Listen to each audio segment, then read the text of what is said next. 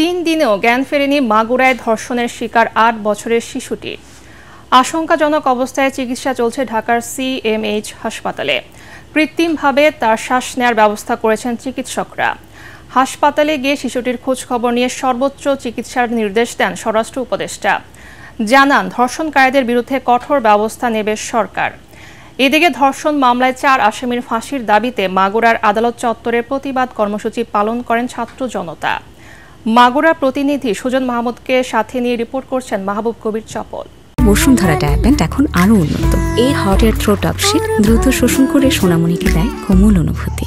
স্বজনদের ভালোবাসায় যে শিশুটির আনন্দে দিন কাটানোর কথা, তাদের হাতেই পাশবিক নির্যাতনের শিকার হয়ে জীবন মৃত্যুর সন্ধিক্ষণ এসে অবস্থার অবনতি হওয়ায় ঢাকা মেডিকেল থেকে তাকে নেওয়া হয়েছে সিএমএইচে। শিশুটিকে দেখতে হাসপাতালে যান স্বরাষ্ট্র উপদেষ্টা। 8 বছরের শিশু আসিয়াকে নিবিড় পর্যবেক্ষণে রেখেছেন চিকিৎসকরা। সর্বোচ্চ ব্যবস্থা নিতে হাসপাতাল কর্তৃপক্ষকে নির্দেশ দিয়েছেন স্বরাষ্ট্র উপদেষ্টা। তিনি জানান, ধর্ষকদের বিরুদ্ধে কঠোর ব্যবস্থা নেওয়া হবে। ধর্ষণের অভিযোগে শিশুটির বোনের স্বামী, শ্বশুর, দেবর ও শাশুড়িকে গ্রেফতার করেছে পুলিশ। তারা সবাই এই অপকর্মে জড়িত বলে জানায় পরিবার। আমার মেয়ের সাথে যে অনৈতিক ঘটনা ঘটেছে এর শাস্তি চাই।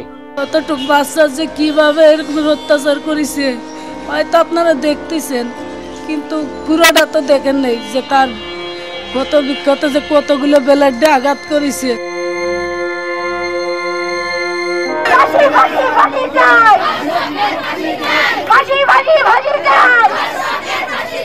এদিকে ধর্ষকদের ফাঁসির দাবিতে মাগুরা চিফ জুডিশিয়াল ম্যাজিস্ট্রেট আদালতে অনশন করেন ছাত্র জনতা।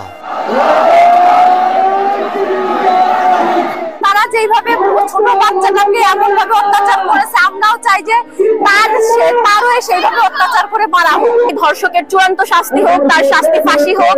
যেহেতু আমরা মেয়ে, আমাদের নিরাপত্তাটা কোথায়? আমরা রাস্তায় সঠিকভাবে চলাফেরা করতে পারি না। 24-এর গণ অভ্যুত্থানের পরেও 2025 সালে এসে আমরা মেয়েরা কি সেফ? আমরা কি বাইরে যেতে পারি?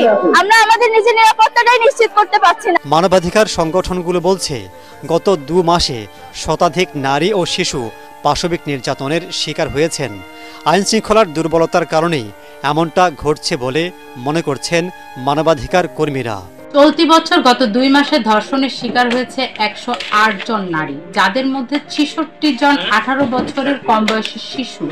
যদিও বাংলাদেশের শিশু ও নারী নির্যাতন প্রতিরোধে কঠোর আইন রয়েছে, তবে এগুলোর যথাযথ প্রয়োগ না হওয়ার কারণে অপরাধীরা সহজেই পার পেয়ে যায়। আইনের সঠিক প্রয়োগ নেই এবং ধর্মান্ধতার যে সংখ্যা ধীরে ধীরে বাড়ছে, এই কারণেই কিন্তু নারীদের প্রতি নির্যাতনের ঘটনা প্রতিনিয়ত প্রতি মিনিটে বেড়ে চলেছে। এই অবস্থায় নারীদের নিরাপত্তা নিশ্চিতের দাবি জোরালো হচ্ছে।